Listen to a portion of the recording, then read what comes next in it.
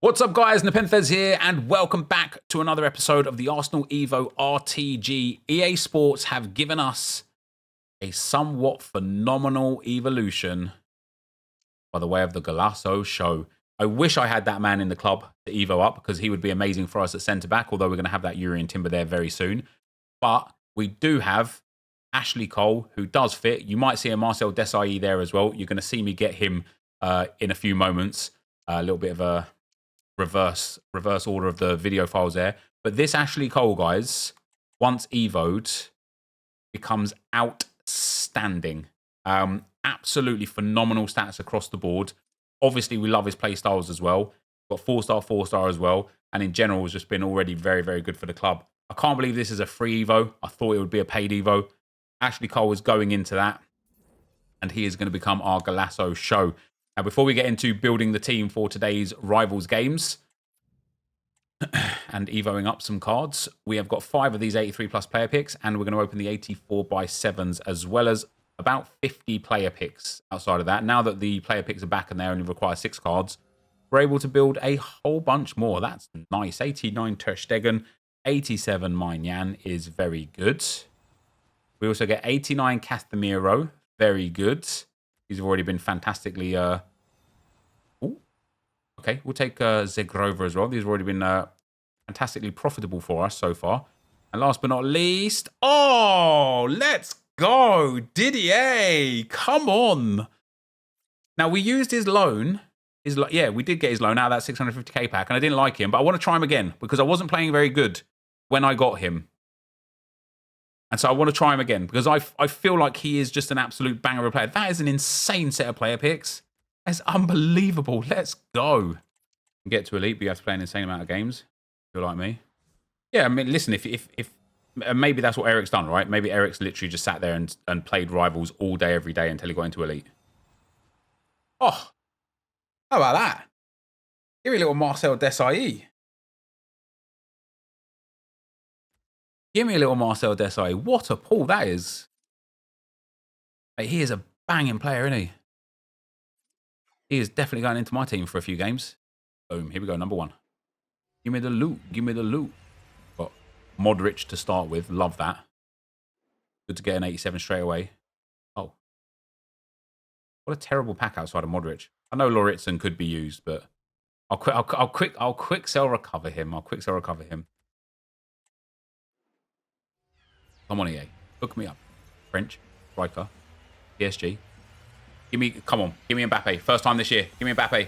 Oh, it's Katoto. Oh. Might still be Mbappe.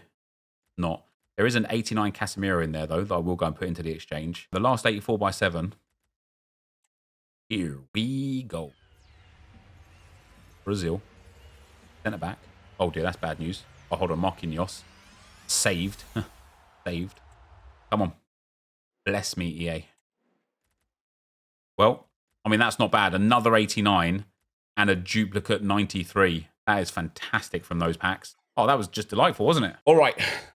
This is a team that I built for Rivals, guys. I'm actually going to be playing 3 at the back with Jakob Kivior, Saliba and Desailly's new addition in at the defensive side of things. We're going to have Ashley Cole at left mid, Furyk at right mid, Ginola at cam, Rosicki and Cafu as the centre mids. Hopefully I can actually get a little bit more out of Cafu in centre mid, because I've not really enjoyed him at right back, if I'm being honest. Got the brand new Didier Drogba up front, and the Peter Crouch that we're trying to Evo. So let's get into some games. All right, guys, as we get into some Rivals gameplay, we, of course, I don't know if I kind of mentioned it before we started this gameplay. We've got a few new players in the team, Drogba and Desailly. We've also put Furyk into the team as well. And I've also switched into a new formation, the 3-5-2. Sorry, the 3-4-1-2, actually, not the 3-5-2. The 3-4-1-2. And I'm going to try start experimenting with a whole bunch of formations to find something that really suits me. Now, I've been so reluctant to go into anything, really. I've been really like, we have tried a few formations this year, but it's been based on the recommendation of other people and their tactics. And I'm like, let me just find something that works for me. Maybe this will, maybe this won't. But let's hope that it does. Yesterday, there was a massive error in the video. Blame Viper for that. Genuinely. I did the intro. We did the icon pick. We got Raul in the icon pick, but Vipalization did not put the intro in. So I do apologize for no introduction into that video. And yeah, just rest assured that the icon pick was made and created. The Tommy Be Good top comment says, who looks into people more? People who think their partners are cheating, or Nep when someone beats them and he wants to check if they're pro players? So, yeah, I mean, I think we know the answer to that question, right? But I get what you're getting at.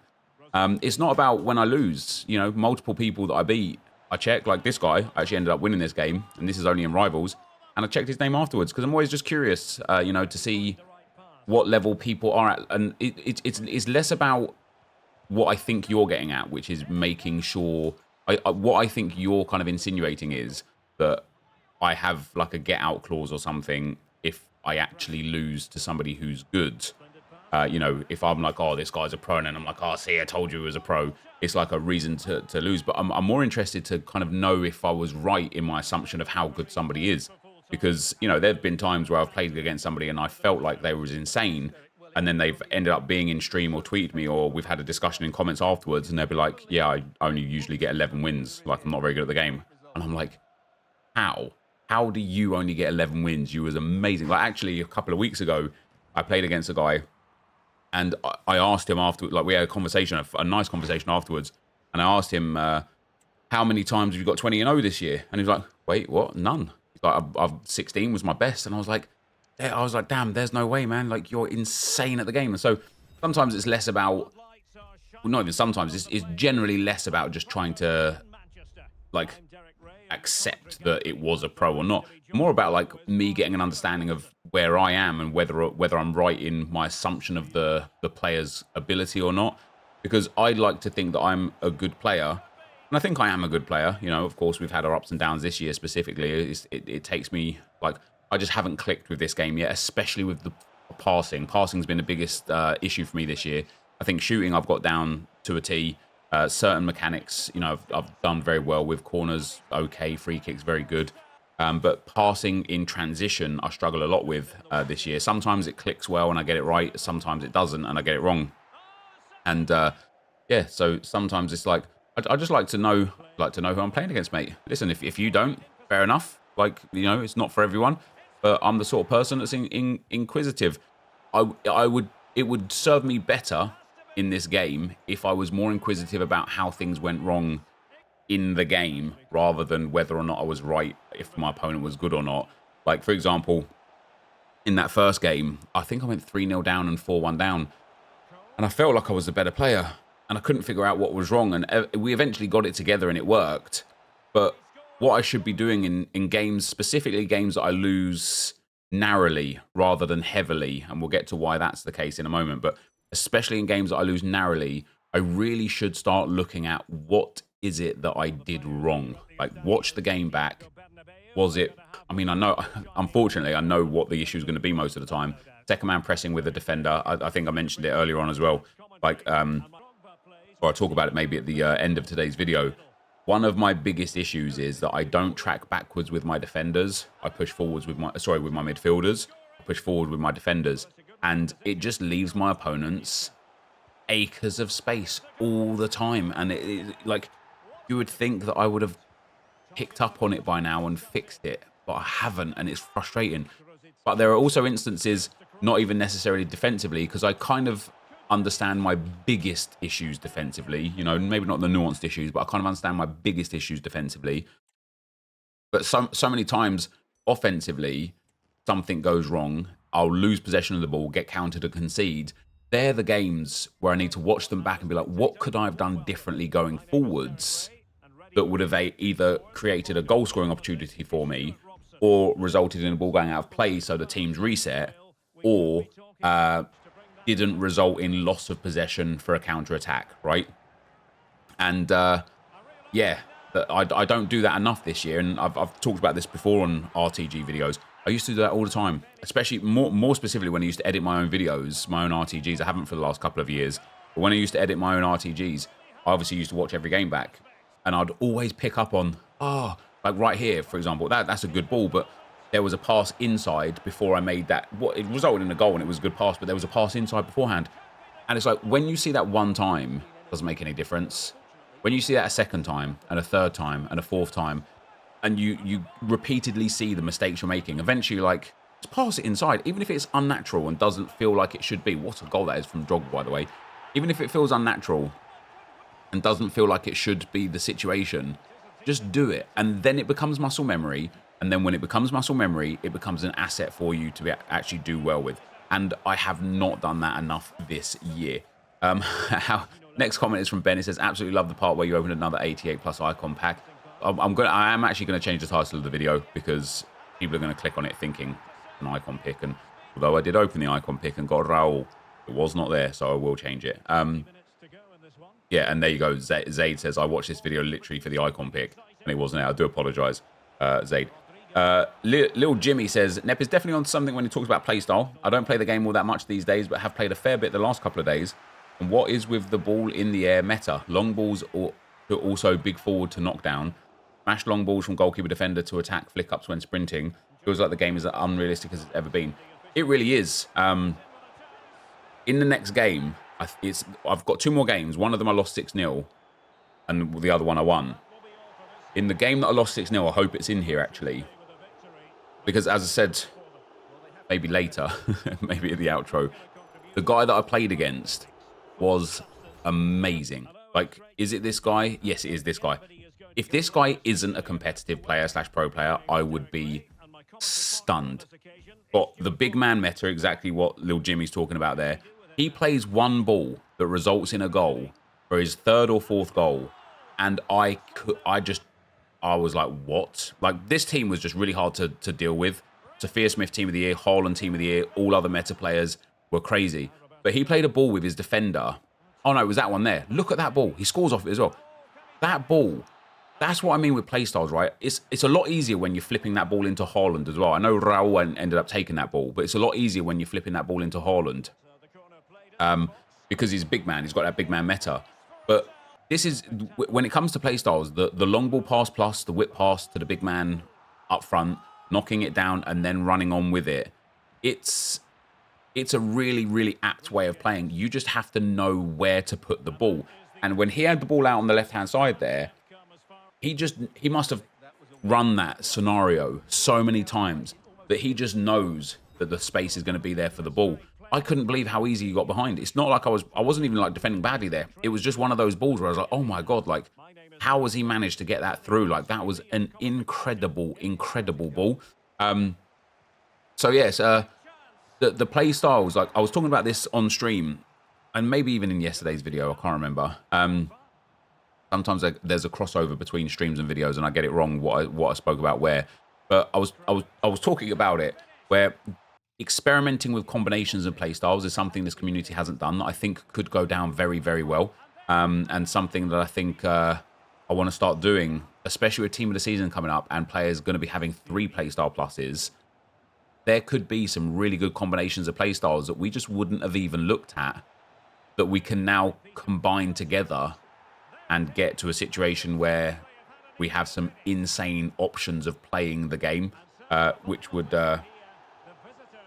be good. Alfie says, you just simply can't accuse people of buying wins because they beat you, especially sharing his username publicly to thousands. It's insanity. So every single player I play against gets their username shared publicly to thousands. Like, unless you think I should start blurring every single player I play's username on stream, I don't know how people would even do that. On video, on socials. It's not like I asked or encouraged people to attack him or to get him or anything like that. And I didn't necessarily accuse him of buying wins. It's very unusual for people to be that good with, I mean that good, because the guy you're talking about was literally insane with 0 social footprint. Usually a good player has a social footprint somewhere because they're online. You know, how many people do you know that are insane at this game that don't watch Twitch or don't watch YouTube or don't have a Twitter account or don't post their results, right? It's not impossible for it to happen, of course, but it is extremely, extremely rare. And I think what today's comment section, which again I didn't read, I just read from the top down, but today's comment section seems to be like getting at me for the things that I do and then applying them as an always situation. Every time I lose a game, I don't research the player. I've lost hundreds of games this year already where I just carry on about my day and nothing. You know, this isn't like I'm some serial like guy who after every loss goes and gets some player here or there or messages someone you just get to see the few instances where it does happen and apply it as a general rule. I've played like over 3,000 games of FIFA this year. Do you think I've got time in my life to sit there and research every single person I've lost again? It is just not the case. So the last one I wanted to read, even though I've run out of time, Viper's going to have to stretch this out a little bit somehow, is from Philip. He says, still can't believe that we didn't get an Evolutions via SBC yet. Like, absolutely. Somebody said to me the other day, and the reason why I wanted to end on this one, because I think it's just a genius idea. Not a genius idea. I mean, it is genius, but for EA Sports anyway, is why don't we have evolutions like the... God, let me get what this one's called real quick now. Like the Unleashing Potential, maximum 88 plus ones across the board with 2 passing, 2 dribbling. Why don't we get evolutions like that for champs wins? Wouldn't that be so much better? Like, we know they can do evolutions via champ wins because they do the red Evo and the red premium Evo. So, you know, you could get like 2 or 3 of those a week from your champs play, from your rivals, 1 from champs qualifiers, maybe even put them in draft as well. You know, like, there is so much they can do. And via SBCs, having like a repeatable 3 per day Unleashing Potential-esque evolution that requires a substantial amount of fodder, I'd be all about it. I'd love to do that because it would allow me to bring some of my players up to being a lot more capable, to the point where instead of having Cafu at right mid, would have, you know, an Arsenal player. Ben White would be there with very similar stats. Like, so I think that's a really, really good idea. I think evolutions via SBCs, objectives, and gameplay is a really, really good idea, and it would actually make the game feel a little bit more like in tandem with itself, instead of everything kind of being fractured and everything having no meaning anywhere else. It would kind of give value to everything within the game's kind of like atmosphere, wouldn't it? But anyway, guys, that is going to be the end of the gameplay. Let's go and end off with a whole bunch more of these awesome player picks. All right, guys, before we end off today with the 25 player picks, let's have a little chat about this team. I took a couple of losses in the rivals games there, which is, listen, it's reasonable, right? One of the guys that absolutely battered me, I don't even know if I would have put the gameplay in, it was that bad, was like, if he wasn't a pro player, I'd be shocked. He was like insane. He was absolutely insane. Fair play to him. And then I took the 6-4 loss. I think it was 4-4 until like late in the game, and I just wasn't able to get it. But of course, we're trying a new formation. We're trying the 3-5-2. Enjoyed Furyk a little bit. Not over, like, I know Crouch has like a little bit of a cult following, but I'm not overly sold on him. 20 goal contributions in 34 games for him so far. Drogba, getting back to it with him. 8-4 with him. Very nice indeed. I think with Drogba, I want like a speedster next to him. So whether that's, you know, Eddie Nketiah, who will have 99 pace with that Hunter, finesse shot plus, 5-star weak foot, 5-star skill moves, or Thierry Henry. I don't know, but I'm also going to be changing out Furyk for one of the Arsenal players as well. But yeah, the 3-5-2 with almost no tactics and instructions was really nice. It's a little bit defensively unstable for me because of the way that I play, of course. I have to get used to just bringing the midfielders back. There's our first walkout, lovely. Yeah, I have to just get used to bringing the midfielders back to defend with instead of pulling the defenders forwards to defend with. It's something I'm going to consciously work on this week. There's a few things I want to consciously work on this week. One of them is LB pass and move, like, you know, using the left bumper to try and push players forwards. Yeah, we'll see if we can improve. We'll see if we can improve. You know, well, I feel like we're at a decent standard anyway. You know, we're nearly back up into Division 1, which I honestly think is absolutely amazing. But yeah, like not nice change of pace with the formation change, which was good. Anyway, when I built 3 18. Hello, another 92 Roziski. I built 3 89 exchange packs to get the players to do these picks, although I already had loads of players in the club anyway. And in those 89 exchange packs, I did end up packing 91 Icon Vidic. So I just stored him into the club, not the 94. If I got the 94, I probably would have had a game or 3 with him. But the 91, I feel like my centre backs are already pretty good.